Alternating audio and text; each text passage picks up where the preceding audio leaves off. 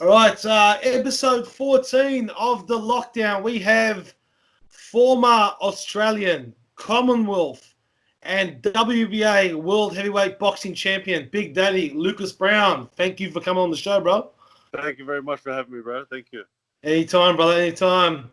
How we're talking this just before we go on the camera. We'll talk about this, but how's coronavirus treating you? Yeah, I'm over here in Perth, so it's not too bad. Like we were saying, like we can still go to the beach and things like that. You got to have the social distancing, which is completely fair enough. But when it comes to my actual routine, nothing much has changed. I've got my garage workouts that I've been doing for years now. It just means that I'm not basically training with my trainer and or sparring and stuff like that. So everything else is pretty much the same. I'm sleeping like 10, maybe 12 hours a day because I'm bored. So why not have a sleep? But yeah, otherwise it's been pretty good, man. So so obviously fitness, it normally comes in play. Yeah, obviously you're not going to be ring fit, not having any sparring, but how do you feel body-wise? You've been training hard and even that you're by yourself? Basically what I've been doing, if I'm in, I suppose camp would be the best way to describe it. If I'm in camp, I'm doing twice a day. I've cut it down to just the once a day at the moment and made sure I stayed consistent with everything. So I'm doing one good hard session. And it ranges from, one day I'll be boxing, one day I'll be weights, one day I'll be a cardio, etc. So I've made sure I've at least done the once a day just to make sure it all sort of continues. Well, you got 3 kids, yeah? 3 kids? Yeah, I got 3, and like they live with their mum, which is not too far away. And I've got a little one, like my missus got a little one, so she lives with us.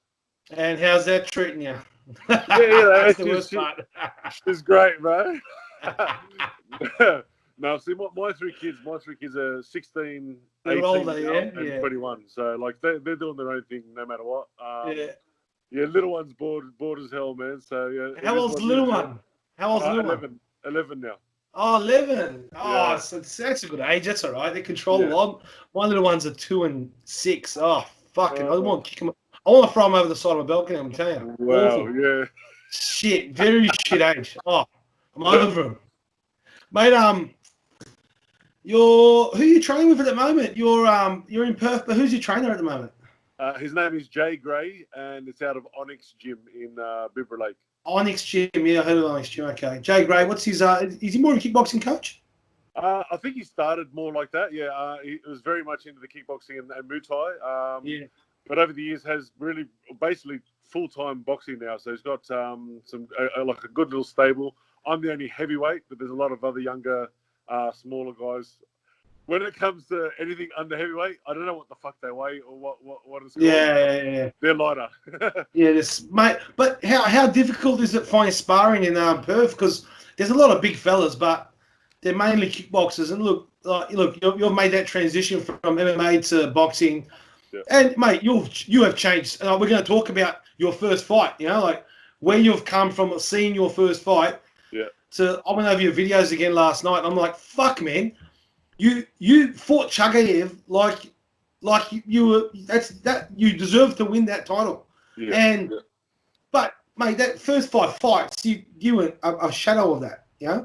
So how do you find it trying to spar these kickboxers that are big, tough machines, not really boxers? How do you find that? Like, is it comparable, or do you need to like come over to the East Coast or go somewhere like America or England to get good sparring? There's a problem with that. Like the first problem is when I lived in Sydney, obviously, and I trained with all the boys out of Penrith and all that sort of stuff, and the sparring was always there and it was always good. Over here in Perth, at one point, I had like 8 or 9 guys that we constantly had good sparring with, and they were, one guy was almost 200 kilos, one guy was this, one was, so they all had something else to bring to the table. At the moment, man, I'm finding it really, really hard to find sparring partners because they're either gone to jail, they're selling drugs, they're doing something, you know what I mean? So over East at the moment is probably the cheapest version for me to do stuff. But ideally, I want to go to either UK and or America, but it does cost money, unfortunately, and that's where the problem lies. So it does cost money. Mate, again, I'm a promoter, manager. I've done it all before. I know how expensive it is. I know how expensive it is for a fucking heavyweight, even more so. Is that one of the biggest issues you reckon you've come across in your career? Like, one of the hurdles is the fact that you're a heavyweight. It's so expensive to find opponents. It's so expensive to pay for sparring. It's not like I can bring over a lightweight from Mexico and he just likes the fact that he's over here for a 2-week trip. For you guys, it's like, I remember you fought Travis Walker, but was he here for sparring? And I think he was charging like $3 or $4 grand a week for sparring or some shit like that. Is that a big problem you've seen come across here, like in your as a heavyweight in this country? I think one of the problems for us is the fact that we are Australian and we're in Australia. So a lot of the time we don't have the money. We don't get paid the money they get paid over there. And because there's so many people more involved over in UK and USA, there's just more money around for it as well. So for us, like to get sparring partners for $3-4 grand a week is ridiculous. But over there, that's just normal, you know. So I think because they have 10 times the amount of people over there to spar, and obviously they're getting paid as well, it's just so much better for them in the long run, in learning process, in fitness, in the whole lot. So I think as Australians, that's one thing that we do lack is the sparring in general. It's something that we just can't fix overnight either. It's going to take years upon years and mega stars upon mega. We don't need like a Danny Green. We need 5 Danny Greens at the same time taking over the world for the sport to become huge again. Bro, we were talking about before. You used to be an MMA fighter. I remember you from EFG days when you were with Tama and the boys there. You were very dominant. I think you won your first 5 fights. Big fucking take on the system. Everyone was talking about you. You fought DC, Daniel Cormier, who is an all-time great, and we'll go into that later as well. He got stopped, but fuck me, if you can get stopped by DC. That's the way to go. Yes. Exactly. So you look like you were having a very successful turn at MMA, right? Then in 2009, I had John Bawani versus Cliff Kouser, and Tama rang me up and said, would you put Lucas on the card? I said, but hard to match him. He's a fucking animal. He goes, I've got someone. Oh, actually, no, Lincoln said to me, I've got someone just as big as him. I said, fucking bring it. Beautiful. 2 giants. Mate, we'll go into the Jason Keir fight in a sec, the first fight. But why did you make the switch from when you looked like you're going to have a pretty strong career in MMA? Yeah. And what were you doing before that? I'm sure you were playing for Parramatta in reserve grade. Is that correct? The only time I played for Parramatta, I played from basically 17 younger. I played state baseball, state soccer, state athletics, Parramatta juniors. So I played 15s, 16s, and 17s for Parramatta. And it just got to the point with Parra. It got to the point where I wasn't making any money. I got kicked out of home, so I needed to work, and that's where I got it. So my heart wasn't in it, so it wasn't something that I loved doing. But if I was getting paid, I would have stayed. You know. But it got to the point where that wasn't something that was in my heart. So I went and worked and sort of took it from there. Yeah. So when you went to MMA, was that the financial reason, or you actually wanted to chase a dream when you started doing MMA? Well, basically, my at the end of me being 29, the later almost 30, my wife and I broke up, and she moved to Perth. So that's the reason I'm in Perth now, is because I came over here to be closer to the kids. Yeah. So initially she moved over, and I was still in Sydney. I had all this time in my hands, and I'm wondering, I'll give it a go and see what happens, So basically, in my head, I wanted a belt in MMA, in kickboxing and boxing, and a belt meaning just whatever, I don't care what it was. And I just wanted to do it and see what happens. So I trained once a week for about 2 months with Luke Pizzuti, who trained at a Kingsgrove. Yeah. He ran the CFC competition.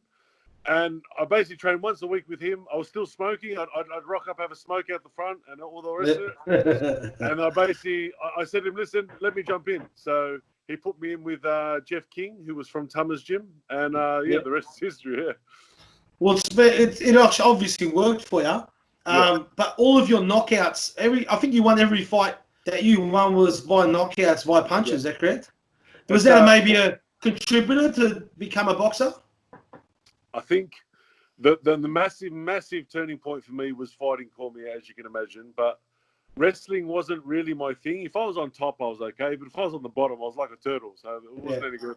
And I didn't kick either. I kicked twice in one fight, and when he checked it with his shin, I said, "That's it. I'm never kicking again." So for me, it really was all about hands anyway. Maybe dirty boxing, but it was still boxing in that sense. So when I came up against Cormier, and I thought to myself, all right, if I want to make anything out of this, go to UFC, whatever it may be, I'm going to be up against these guys on a regular basis because that's what they do in America. It's part of their curriculum in school.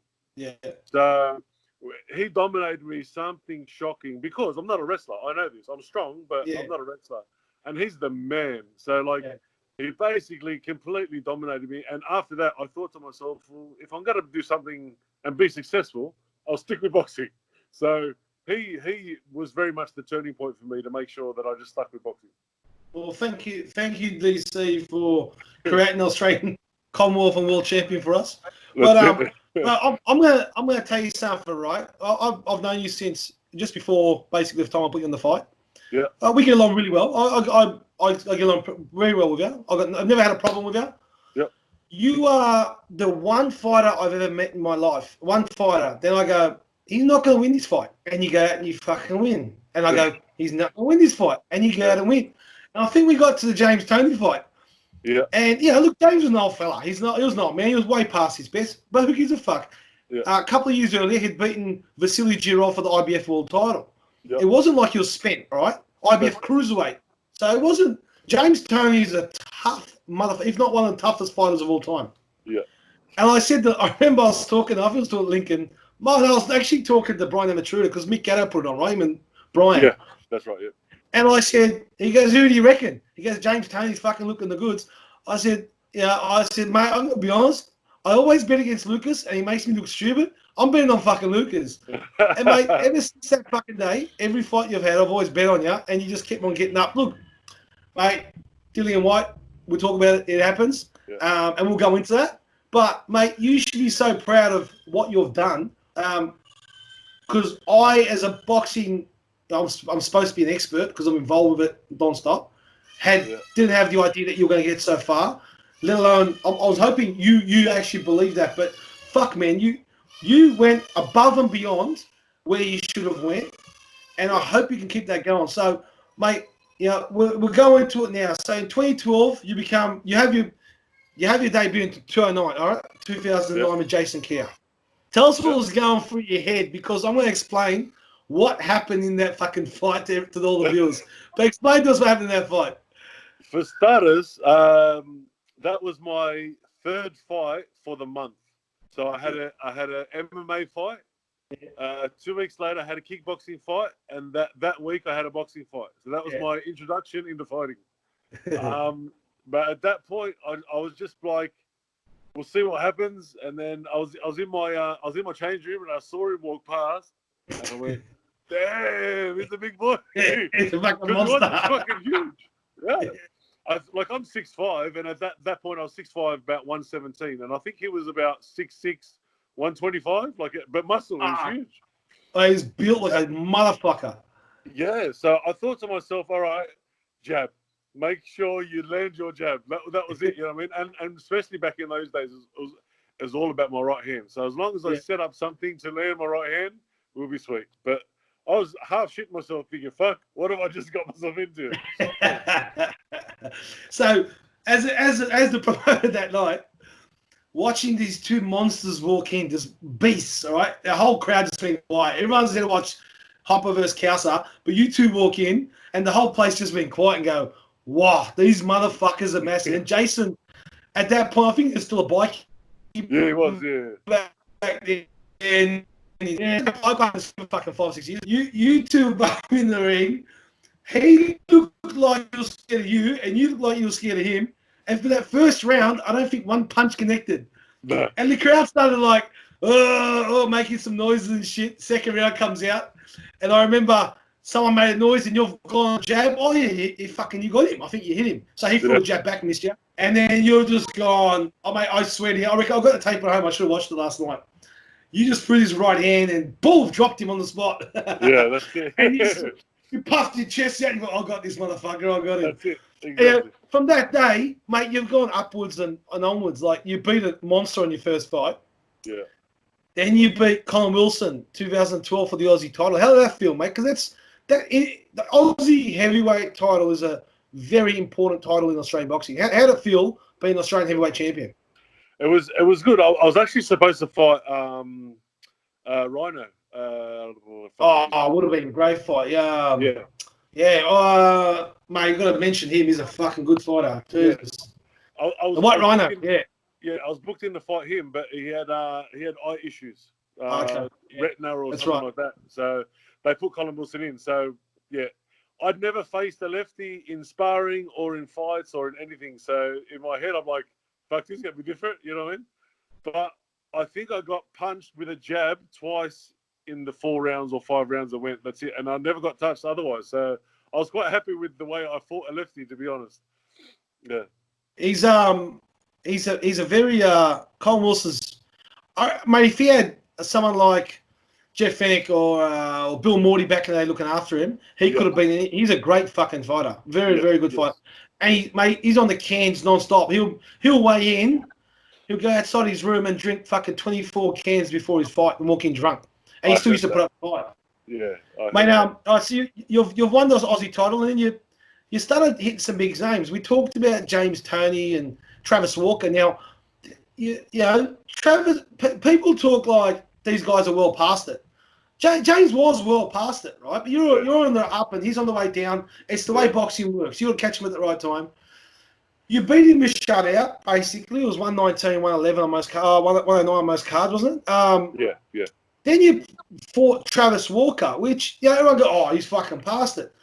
What people don't understand is you retired him, and just 2 or 3 fights earlier, he'd stopped Carly Mean in 4 rounds.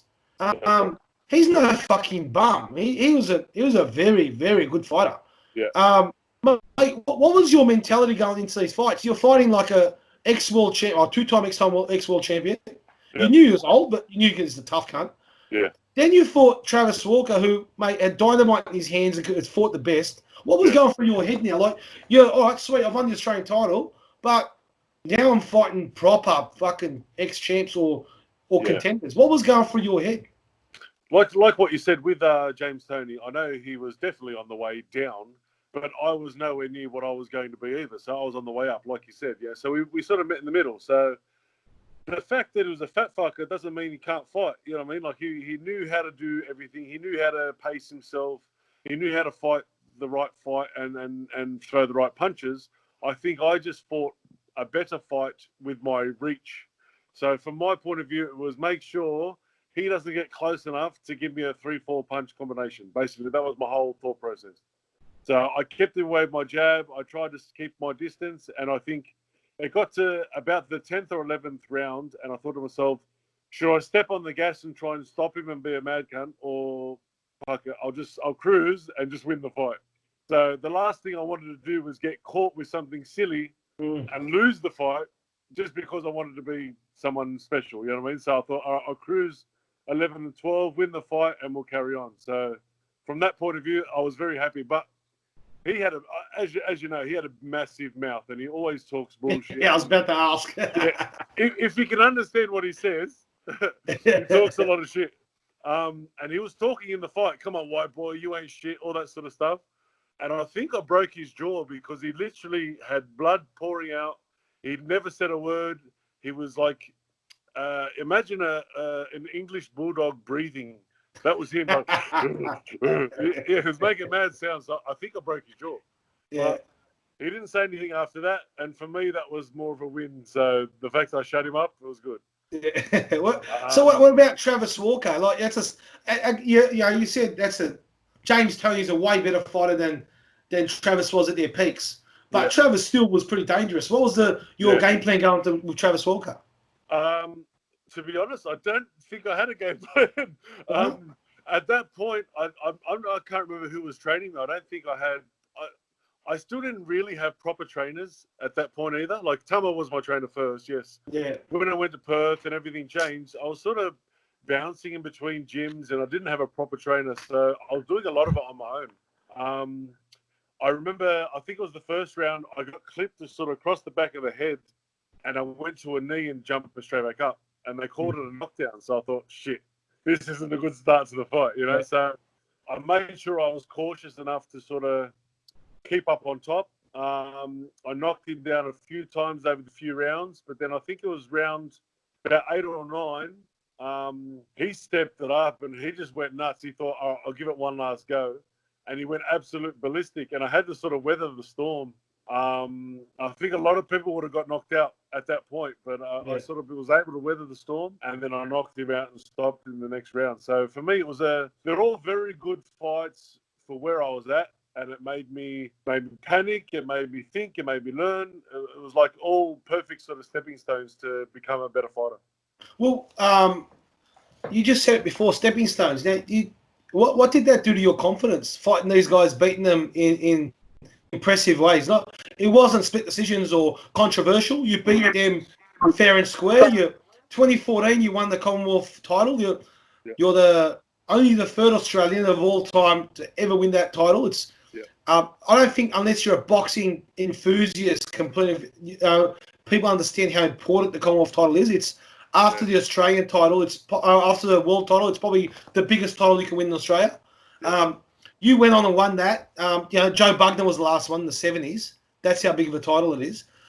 Did you think you were destined for more? Did you start believing, going, maybe I can fucking do this, or maybe I'm good enough to take on the best in the world? Genuinely. It was a bit of both. I certainly wanted it, but being older as well, I know how shit works, and I know it's all about money and politics and everything else as well. So from my point of view, it was more like, will I get the opportunity rather than can I do it? I thought I could. I knew I could. Yeah. But it's more about, can I actually get the opportunity? You look at someone like Manuel Char, who's had the belt now, the one I won, the WBA belt. Yeah. He got done for like steroids and all sorts of stuff and got banned, but still holds the title.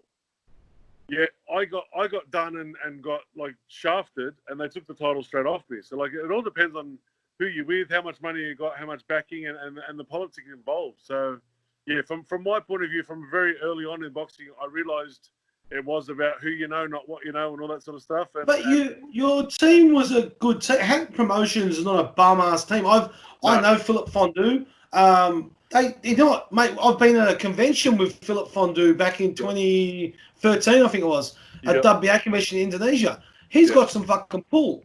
How did they not do more for you in that sense? Because I think you had Brendan. Yeah, Brendan Smith was one of your managers as well. Is that correct? It was Brendan Smith and Matt Clark. But then I asked Matt Clark. I said, basically, can you piss Brendan off? I just want to deal with you. Okay. So I stayed with Matt. Yeah. But your team weren't bums. Like I was saying, like Ricky's got pull.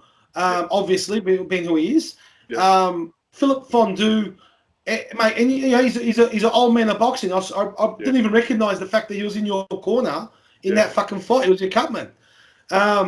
You had a good team behind you, so you wouldn't have had more belief the fact that these guys could get that over the line. Big fan of Philippe Fondue. I still work with him now, even though I'm not with Hatton. I still work with him now. Yeah, and I love his work. He's the best man to ever wrap my hands and obviously do the cuts and stuff. So we still work together now. The Hatton situation was a weird one, man. Like, it just didn't, because I'm in Australia, he's over there. There was always that separation, so I always had to sort of chase my manager Matt to chase when it should have just been a normal conversation between two fellas. You know what I mean? So there's always distance. There's always something going wrong. I wanted more fights to be able to obviously have more money. So shit never went the way it should have went. But without Hatton, I wouldn't have got half the opportunities. Yes. Yeah. I've dealt with Philip. I've never dealt with Ricky, but Philip's always been great to deal with. He had Martin Murray back in 2014.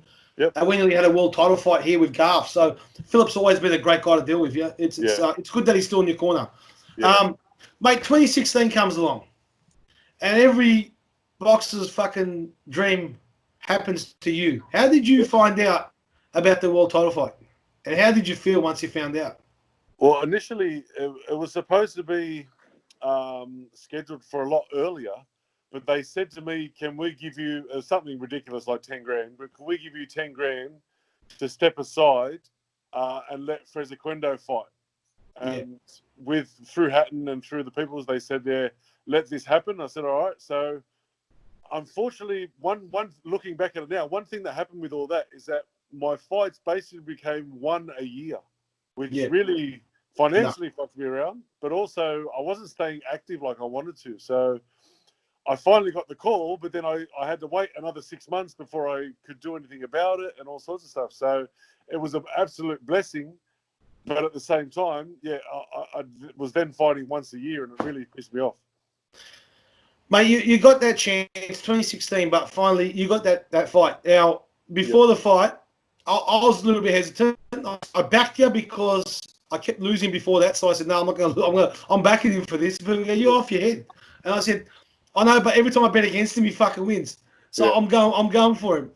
Mate, Ruslan Chagayev is a mean motherfucker. All right, he's a 2-time world boxing amateur champion at heavyweight and super heavyweight. This guy's from he's Uzbekistani, that he's from a bad area, like all badasses, all gangsters. He's a tough motherfucker. Now, you go into his hometown. Oh, well, it wasn't his hometown. He went to Chechnya, which the mob that's their hometown, Grozny. That's where all the Russian mob's from. Right? And we'll go into this. Now, how did you feel going, "Hey, Ricky, Phillip, how the fuck are we going to get away with a win here if against probably one of the most dangerous fighters in the world?" But how did you feel going to his backyard, with Grozny being his team's backyard? Like that. It's not a fucking walk in the park like Sydney or LA and shit. It's a different world, What the first thing that came to mind was like, okay, should we bother? You know what I mean? Like, should we even go in the first place?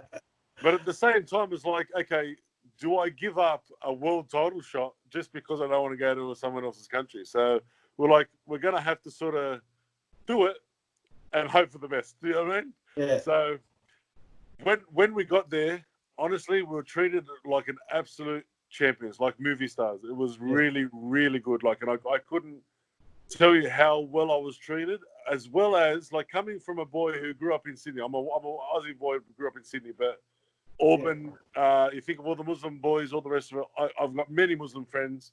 Now, seeing Islam in its purest state, where there's no smoking, there's no alcohol, there's no tattoos, there's no any of that bullshit. People are just there for Islam. You know what I mean? For me, that was a very eye-opening experience, because I never grew up with that. I grew up with all the boys with the tats and the drugs and this and that and all that sort of stuff. So it was a nice experience.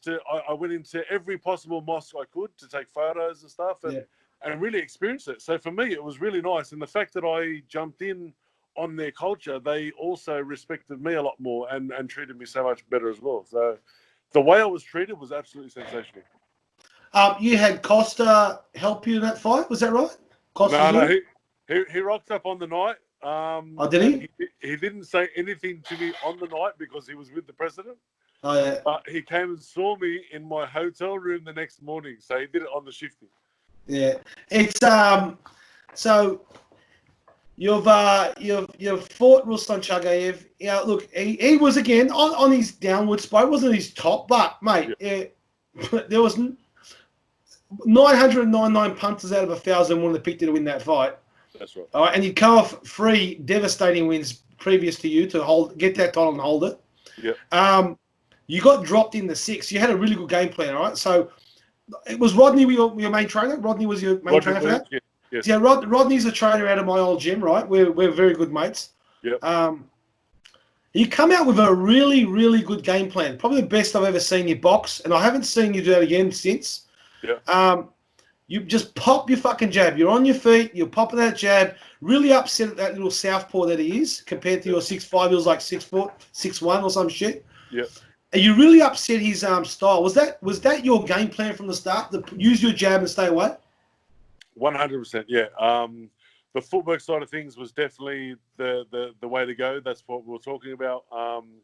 We done hours and hours and hours of that footwork stuff and just doing basic drills and shit. But one thing with me, I'm a big boy. I can fight. I can throw a punch. But I never had any amateurs or anything like that. So the good thing about me and Rodney hooking up was that he sort of took me back to the amateur style and amateur stuff that I never actually learnt. So it was a good like incorporation between us two. But yes, definitely with the footwork, and that was definitely the game plan.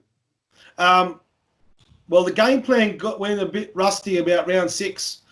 He got you a fucking loopy left hand. Like when I switch, right, I love that loopy. Well, I'm an orthodox, but I can go southpaw. I go that big loopy left hand.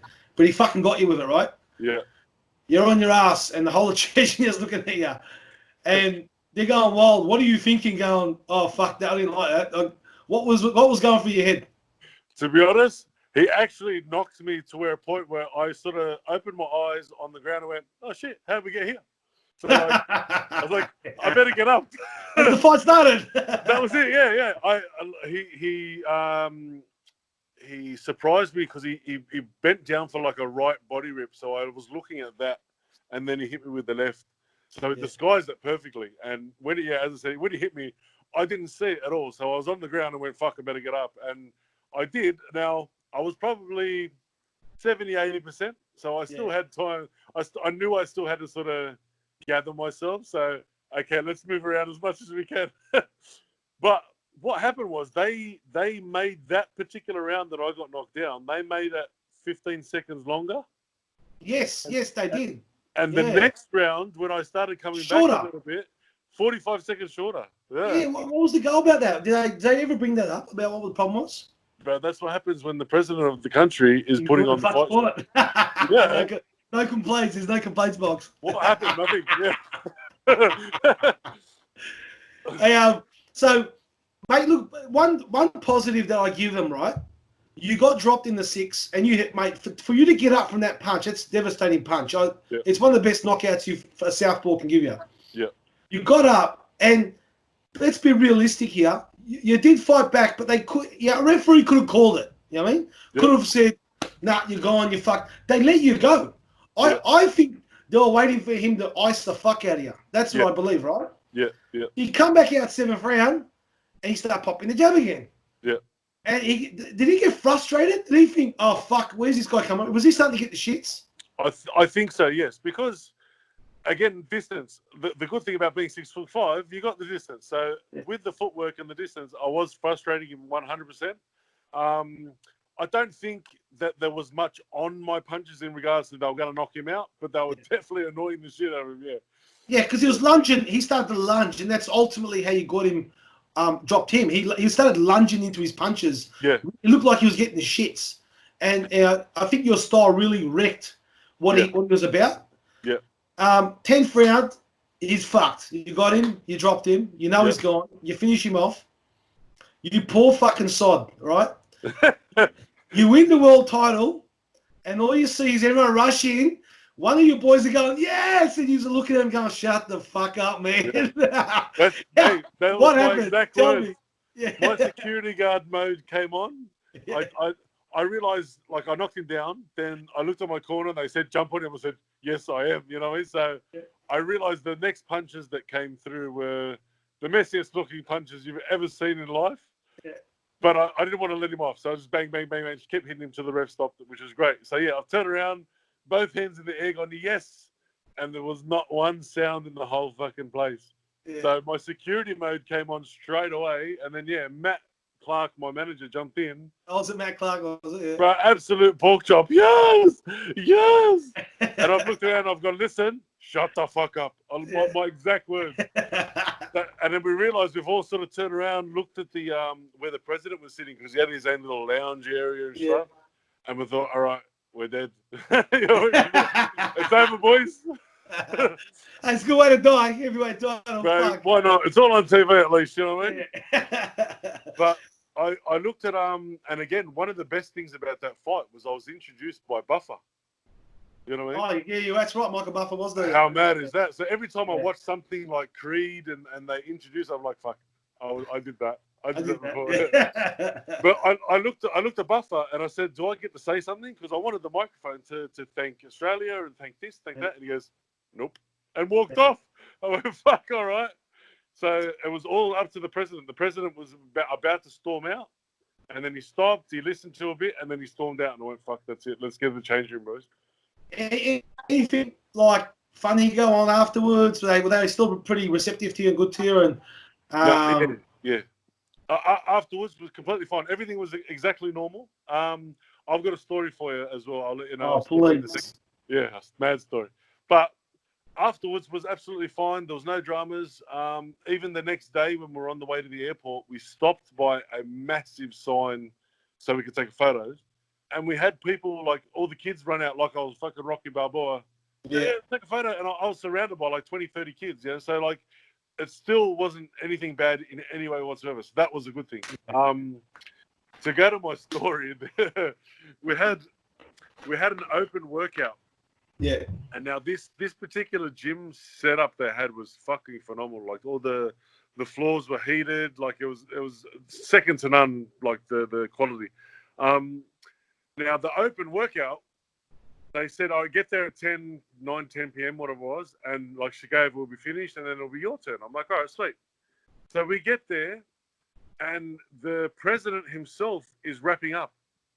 So I'm like, his hands. Yeah, he's wrapping his hands up. Yeah, Shigayev he's still getting wrapped up as well. So I'm like, this guy's supposed to be finished. What the fuck's going on? Like, they're just taking the piss now, you know. So anyway. The president gets in the cage with an MMA cage fighter, an actual like UFC guy, and it was the funniest thing I've ever seen. Like, the guy, the MMA guy, was so scared to do anything to land.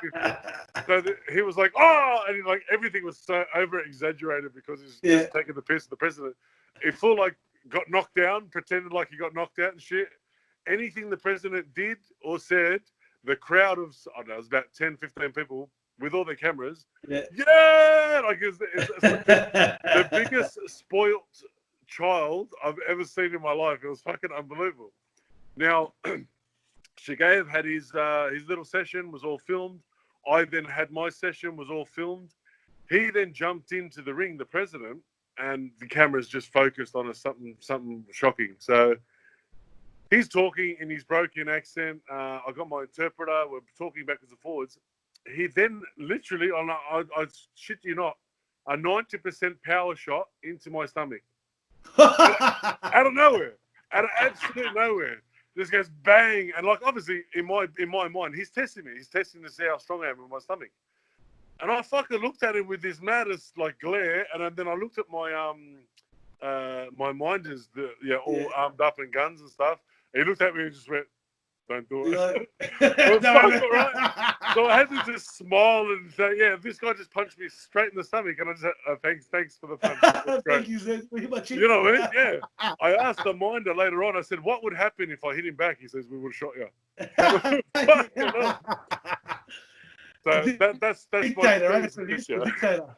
Yeah, hard out, bro. I swear to God, yeah. Like, as beautiful as that was, you're our first ever heavyweight champion. Hey, you know what? You still go down as our first heavyweight world champion, in my opinion. That's the way it should stand. Okay. They got to do more about this. Hopefully, there's a movie coming soon, or we get some shit going on. All right. I've got some contacts. Maybe we can do something. I like that. Yeah.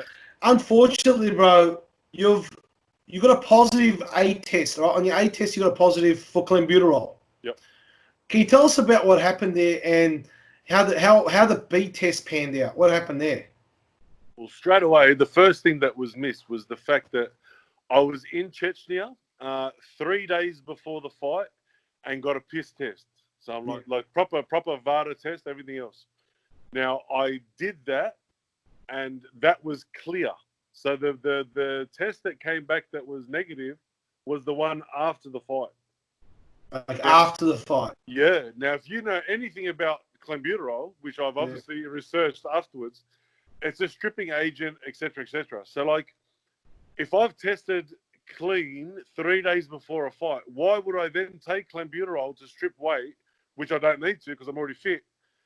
And it'll do absolutely nothing for me. Not to mention, I've got to smuggle it into Russia, into Chechnya, to use it for a fight that I know I'm going to be tested because I paid for it personally. I literally paid for the testing. So why the fuck would I take clenbuterol knowing I'm going to be tested anyway? You know, like none of it made sense from start to finish, and that's why I got cleared. As a heavyweight, so you did get cleared, right? It got cleared in the end. Yeah. How come you didn't have your second chance at the WBA world title? Why wasn't it? Why was it reinstated? Unfortunately, no. Yeah, I don't know why it wasn't reinstated. I was told that I was going to get another shot at the title, and that was going to be against Shannon Briggs. Shannon Briggs, that's right. Now, I fucked up hard. I went to a shop in Castle Hill. I said, can I have a pre-workout? I said, okay, bye. I didn't check. That's what you got done for Osterine. And that's what I got done for. I got done with the second test because I was on this fucking pre-workout that I didn't check. So, Osterine's a SARMs, is that correct? It's like a peptide. It's more of a... I think so. Yeah, it's more of a it fixes your muscles. It's okay. SARMs is like a natural peptide. It's it's not actually hard for a normal person to go get from over the counter. It's just athletes can't use it. Yep. Hey, what was the ban you copped for the Osterine? That was it was 8 months. 8 months ban all up. Yeah. 8 months all up. Yeah. So again, going back to what I was saying, how I finally got the world title fight. Then they said, okay, wait 6 months until you have it. So I did. And then after the world title fight, I got banned. So then I had to wait another 8 months. So here I am in the prime of my fucking career. Yeah. And can't fight. You know what I mean? Can't make money, can't fight, can't do anything. So I made, some money. It wasn't a massive amount, but I made some money off the world title. But then I had to wait all this time to fight again. So I've used all that money. So didn't your team, again, Philip Fondou's he's no shit kicker. He's a powerful man in boxing. He's well known. Yep. How could they have not forced the immediate, maybe the title or immediate, why would they get the title back for you? How long did it, a better question. How long did it take from you to be cleared you in the world title for you to be cleared of that, for that substance?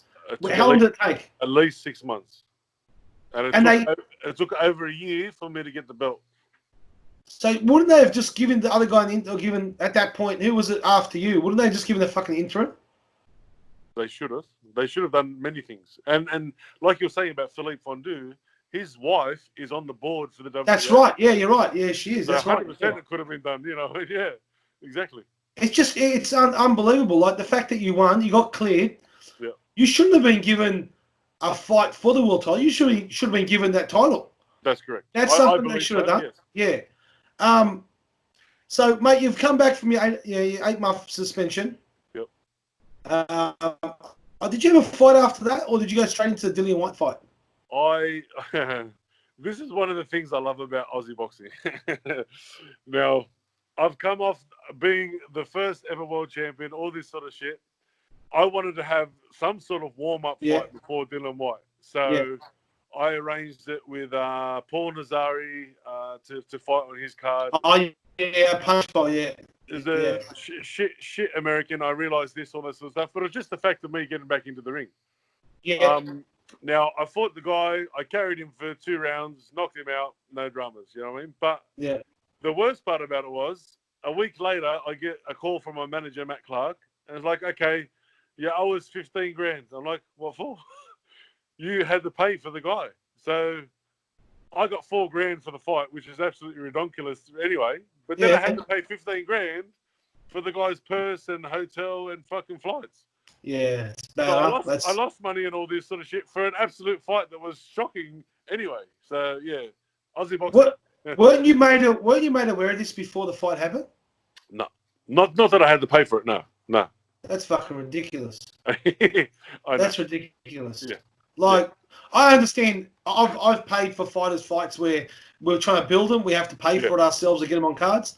Yeah. But a fighter to pay his own fucking purse or pay his own. It's fucking awful. But why would I pay 15 grand to some shocking American when I could have paid 10 grand for a much better like New Zealander or something? You know what I mean? 100%. I'm actually shocked to hear that myself. So that's fucking shit. Yeah. But mate, you've gone out. You've fought Dillian White. All right. I watched this last night. What? You didn't have Rodney in your corner? No. No. Yeah. That was our last fight together. Yes. What was the difference, man? Because you were not, no disrespect, you were not the shadow of what you were against Chagayev. Was there something that happened, or what was going on? To be honest, I don't know, and I can't put my finger on what happened. But I wasn't ready mentally and/or physically. Obviously, like you tell the difference physically, but also mentally. I think just the amount of time that I had at that point away from my family and my kids, being in Sydney. My camp was in Sydney with Rodney, so that was one reason. The fact that I just done and dealt with all this bullshit. And it just constantly kept coming. Let's not talk about the amount of abuse, threatenings, all this sort of stuff over social media. Social media is absolutely. I'm going to go into that with you as well, but yeah. Wow.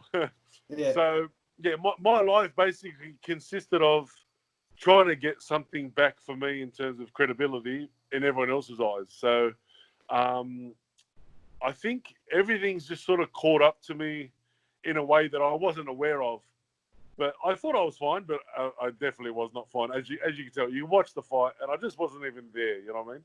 No, you. I say it very openly. I don't shit to you. You were not a shadow of what you were against Shagayev. No. And to be quite honest, I fucking can fight. Dillian White. Everyone forgets. He nearly knocked out Anthony Joshua. That's right. Mate, yeah. If he fought Anthony Joshua again, God knows what he would do. Like, he's a good fucking tough cunt. He's a very good fighter, and probably a future champions. Yeah. But you know, you said it. You touched on this now about social media, right? Still a lot of posts, a lot of things, mate. You're a person you get very upset and caught up in what people say, right? It's normal. It's human emotion. Yeah. We get ostracized for bucking bullshit, and we want to prove ourselves and prove everyone wrong. And why are you saying this? And stand up for yourself. Is this something that you think has affected you in the last couple of years of your career? Because you seem to. I personally, if I was you, I couldn't give a fuck what they say about me. You're an ex-world heavyweight fucking champion, right? Yeah. That's Rocky Bell bullshit. You said it, all right? Yeah. Why do you care so much what the fuck people say about you, bro? Like, you've done it. I know you're not the richest man in the world, and you know, if you're an American and did this, you'd be worth 10 times more. But who gives a flying fuck what they say about you, bro? Why do you get upset about it? I want to know. I think that was one of my downfalls, and I think I've corrected that. I don't care anymore. I really don't. I've gotten rid of Twitter altogether because Twitter is just a breeding ground for fuckwits. So I've got my social media. I've got my Instagram and my Facebook. That's it. Yeah. And I don't jump on anything anymore. I literally I block and move on. And I'm telling you, I block still to this day. I block 10, 20 people a week. Still to this day, because it's just. I think if someone, it became very obvious to me that this is life now. Like, this is the way our society is, you know.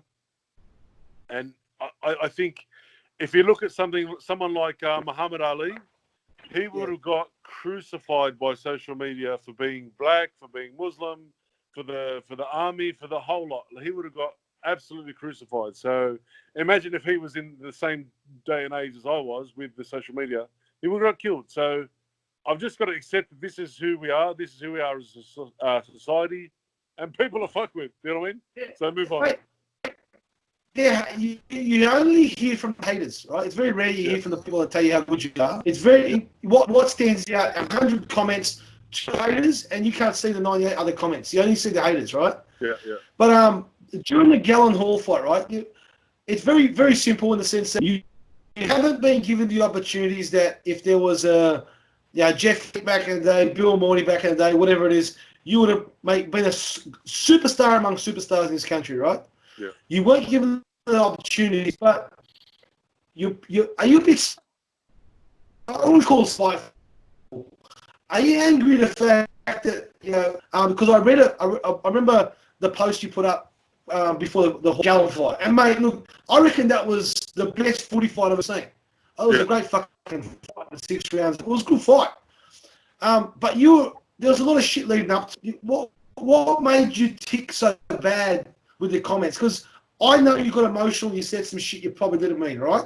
I know there was stuff in there, regarding greeting and stuff. And look, you guys, I thought you get along really well. I reckon more you couldn't hold yourself back and you had to, because you deleted it straight away. You knew you was wrong. But what was it that ticked you over the edge? It's Australian boxing, and that's the unfortunate part. These guys, I don't care that they get paid what they get paid, and I'm all for it because I think everyone should get paid more in Australia. The fact that these guys are fighting 6 2-minute rounds and getting paid double what I got paid for a world title is wrong. It is wrong. The second part that really shit me was the fact that after the boys had their fight, there was an Aussie fighting for a world title and no one gave a fuck.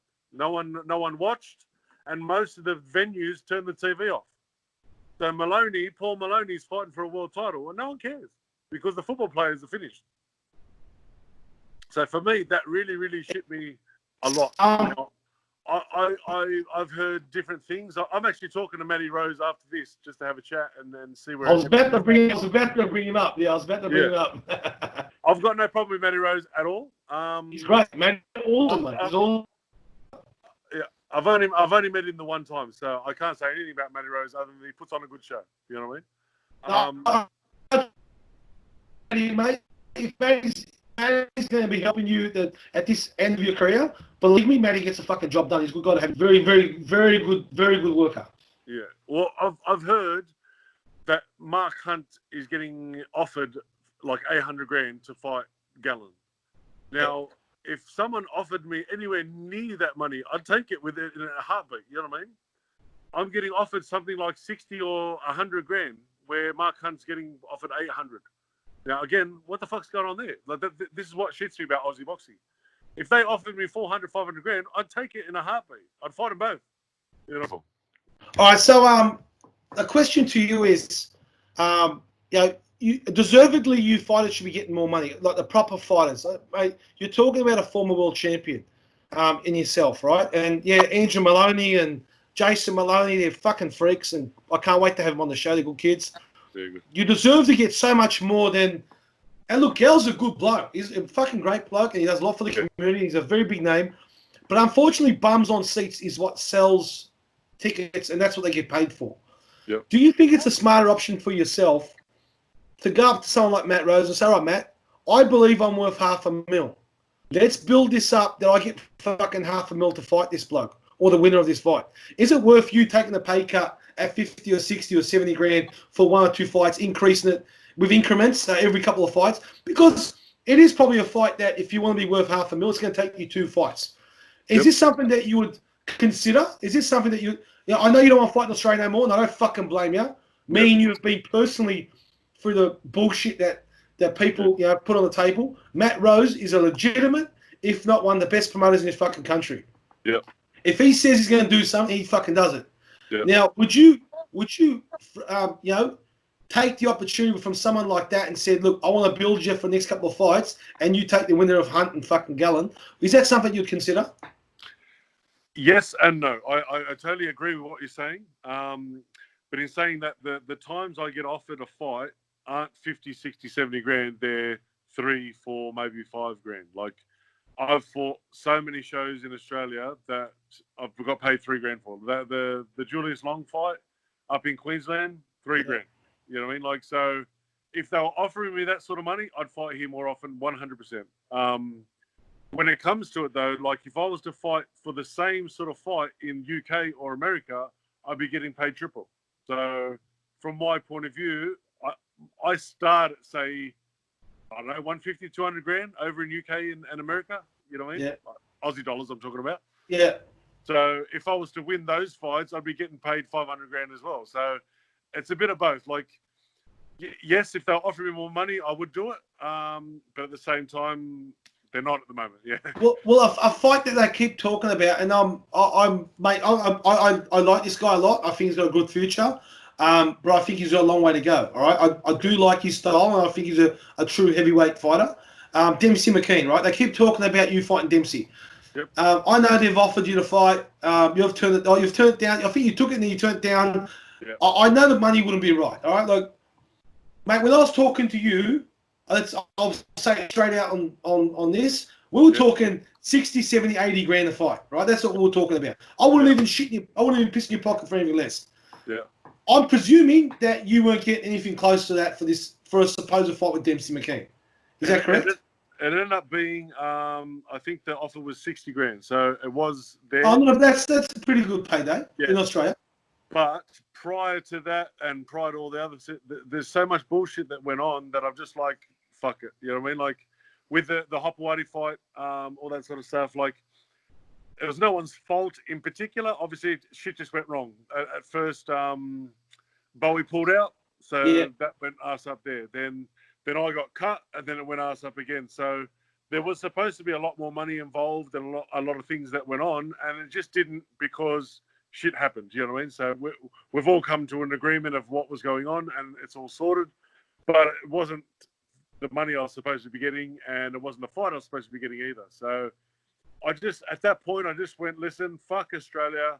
I'm going to try overseas, and I got a fight overseas. Unfortunately, all this coronavirus happened, and it didn't go ahead. But from my point of view, I'd rather go out fighting in Vegas than fighting at some pub somewhere. You know what I mean?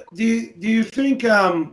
And mate, again, it is emotional because you're lonely. You're a boxer. It's the most loneliest sport in the world by a mile. It fucks with your head more than ever. You're 40 now, 41. What are you now? Just turned 41. 14. Okay. Yeah. There you go. Happy birthday, brother. 41 years old. Yeah. You're frustrated. A lot of shit has gone right, but a lot of shit's gone wrong too, right? Yeah. Stuff that, like I said to you, let's sit down after this and let's plan out your fucking movie because it's worth a movie, right? Very true. How do you think the frustration of all this accumulation of stuff it's starting to really affect you openly? Like, you think you can play a game with these guys? I know Angelo Di Carlo. He's one of my favourite people in the world. Love the bloke. He's a very good promoter and a very honest man. But business is business. Don't you think that maybe there's ways that... Greeny's one of my best mates, right? And shit that was said to him, he got upset. I go, mate, I know that it was emotional. He didn't mean it. It was just spur of the moment. He doesn't fucking mean what he said. So the Angelo got upset at how it worked out with Dempsey too. Do you think that with what's left with you, maybe... possibly 3, 4, 5 years, maybe, all right, as a heavyweight, maybe 2. Do you think you should maybe, who's your business manager at the moment? Do you believe they should be taking more control of what decisions you make, or are they already doing that? What do you reckon? It's basically, I'm my businessman, and that's what I mean. It's come to the point now where I don't care about winning a world title again. I'd love to. But it's not something I'm chasing. What I'm chasing, and 100%, I'm chasing money. I'm chasing dollars, and I'm chasing like legacy. So for me to have a fight, it's going to be my debut in Vegas. But for me to have a fight in Vegas is another tick off my bucket list. You know what I mean? So for me, it's fucking unbelievable. Now I'm getting paid. It was something like 200 grand. So it was a good purse. Everything's great. You know what I mean? So as long as I can keep happy with what fights I'm getting and get paid, I'm happy with my career. Can you tell us who it was, or that's confidential? So which one? Who are you supposed to be fighting? Can you tell us, or it's confidential? No. The guy, I forgot his name. Probably sorry. The guy that fought Tyson Fury before Wilder. Oh yes. The lefty. He got stopped in the second or third round. Is that the one? Yeah. The German guy. He's German.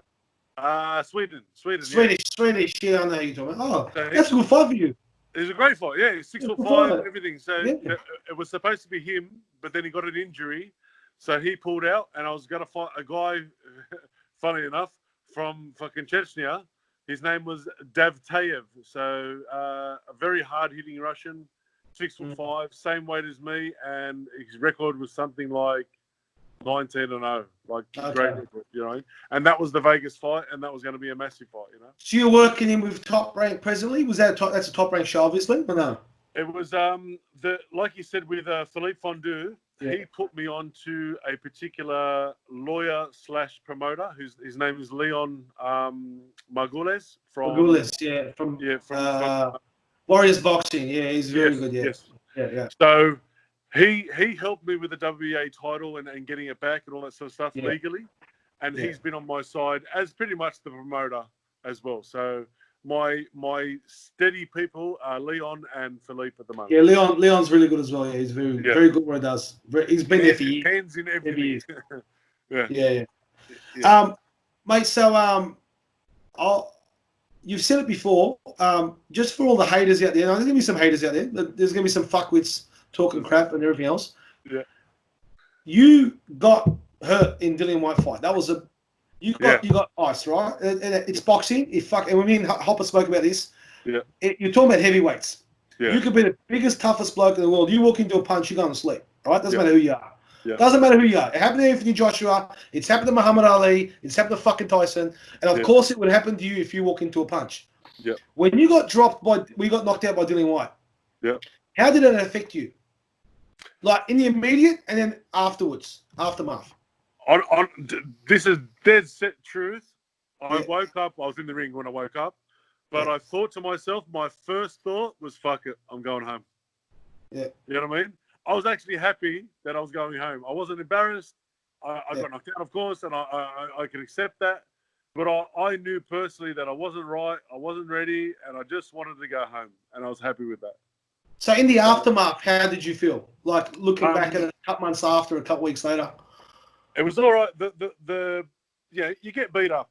This is life. But what shit me the most was that I tore my meniscus in my knee. Yeah. So I got knocked and I fell, and when I fell wrong, I tore my meniscus. So I had to go through the bullshit process of having operation and then getting it right again. So mentally, I think I was right. I think it was the point where I learned a very hard and obviously very painful lesson, but something that I learned and it never happened again. Well, again, this is why I brought this up. This is for the haters. Yeah. You said that you are fighting for money, right? Yeah. You after the paycheck, you couldn't care about the world. Not that you couldn't care, but that's not the main priority right here. Yeah. So you should, because if you're getting punched in the fucking head the way you are and fighting animals like Dillian White, Ruslan Chagayev, James Toney, whatever, so you should be looking for the fucking money. So anyone out there that gives you fucking shit, mate, I just ask you to just remember the fact that anyone with half a brain in their fucking head should know that you're getting your head punched in, you go for as much money as possible and keep that up. That's the business. Everyone's making money. If they don't think you're realistic, they can fuck off. Well, don't put you on. So keep on doing what you're doing. That's no drama at all, mate. Yeah. Mate, I've got some viewer questions. Is that cool? Yeah, 100%. All right. So this one's from Adam Carney from Newcastle. He asked, how does it, and we touched on this before, how does it feel knowing you fought DC, who are going to be one of the greatest UFC fighters of all time? From my point of view, I could take it as a loss, and I'm completely happy with it. Funny enough, I wasn't supposed to fight DC. I was supposed to fight Mike Kyle, who's from the same gym. Yeah. It was a big build-up. It was still the world title, all that sort of stuff. But Mike Kyle was a 6'4" stand-up fighter, and I prepared completely for that. Now, 3 days out, he pulled out, and they've sent DC over. So at that point, DC was 2-0. Obviously had a massive wrestling credentials, but was only 2-0 in fighting. And in my point of view, I sold so many tickets and tables and this and that, and I thought, fuck, it's still a world title. We're going to have to do it. So I didn't want to fight DC, but it was just something that had to happen. So I can take it, the fact that he's the absolute man. I can take it as a loss. And as I said, it was a very good turning point for me in terms of boxing anyway, so it was good. So I actually did you well in the end, so that's good. This one's from Danny Wazetsky. You kind of answered this already. Yeah. He posted this. Do you think he managed to capitalise enough on winning the world title and retire comfortably?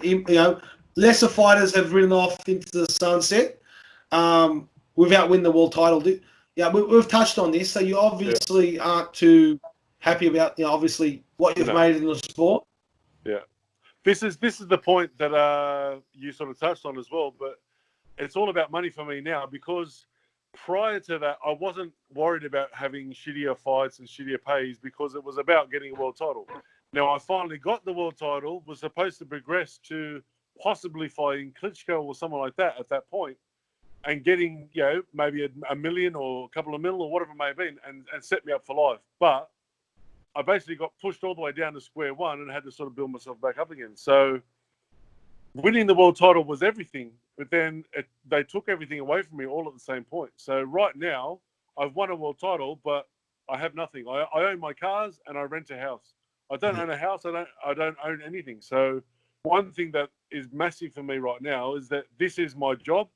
I thoroughly enjoy my job. I enjoy traveling and what I do for a living. But it is about money, and it is about having a house or a business or something afterwards. Mate, last question before I go to the 1 minute wonder. Tim Mitchell put this up, and it's a pretty good question. Yeah. You previously said you find it hard to get fights that give you a fair wage, right? Pay you a fair wage. Yeah. Compared to NRL players, why don't you? He says, why doesn't the big fella have some cage fights now that he's fitter and leaner? Would have been better. What if it's a better payday? Was that something you would consider? Let's say Mark Hunt versus you in the fucking cage. Would you give that a crack? Now I've sparred if the money's yeah, I've sparred Mark Hunt, and I tell you what, he's the hardest fucker I've ever been up against. He hits like an absolute mule, and I punched the shit out of him, and he looked at me and smiled. Now, in saying that, you put little 4-ounce gloves on, it's going to hurt a lot more. I say yes, but I think there's more money in heavyweight boxing than there is in MMA anyway. You look at some of the boys like Tai Tuivasa and that, and then they're only getting paid 20 grand a fight. They're not getting paid much, So it depends. Like that's what they want to do. I want to be a boxer. I don't want to be an MMA fighter. Against Mark Hunt, it wouldn't be a fucking go. It wouldn't be. It'll be hands-on fight. I'd fight Mark Hunt. Yeah, I'd fight Mark Hunt in a boxing fight for sure. Yeah, boxing fight for sure. I've also thought about doing that bare knuckle stuff as well. Like, if they want to pay some good money to do bare knuckle, I'll do that. And that looks pretty cool. I've been watching Hector Lombard doing that stuff, man. Looks fucking pretty good. They should kick off in America pretty well. I don't think the commission here will allow it, but it looks pretty good in America. It looks pretty good at the moment. One problem with that, but I cut like a bitch. So if I get hit with knuckles, I'm cutting for sure. I know that. Just keep hitting them then, bro. Use that jab. Yeah. All right, we've got the 1 minute wonder to finish it. I ask you a shitload of questions, real quick answers. Whatever the first thing that comes to your mind, bro. So, okay, so. Donuts. All right, so, yeah. The best fighter you fought against? The best? Fighter you fought against? Shigaev. The best fighter you've sparred with? Mark Hunt. The toughest fighter you've fought against? What's his name? Rudenko. Yeah. The dirtiest fighter you've fought against? Rudenko. The fighter you're happy you never fought? Mark Hunt. Yes. It's on. Come on, Matty, put the fight on. All right. So the best pound for pound fighter in the world right now, in your opinion? I'd have to say Canelo. The most overrated fighter in the world right now, in your opinion? Wilder. Oh, big time. The greatest fight you've ever seen? Anything to do with Mike Tyson. All right, a couple of quick ones. Khabib or Ferguson? If it ever happens. Khabib. Tyson Fury or AJ? Bro, that's hard as hell. I'd take Tyson Fury just because the fucker's 6'9". I just think he's class. He's pure class. Yeah. One of the best I've ever seen. All right, and coming from an ex-MMA boy to a boxer, who wins in the street fight? A striker or takedown? Oh, striker all day. Oh, yes!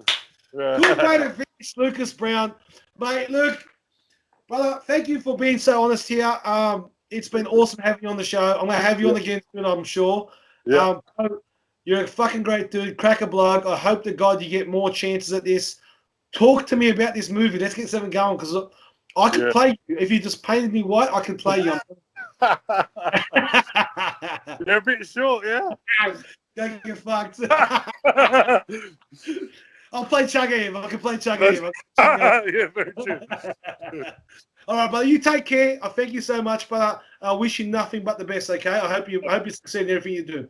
Well done, brother. Thank you. All right, my man. I'll speak to you soon. See you, brother. Bye bye.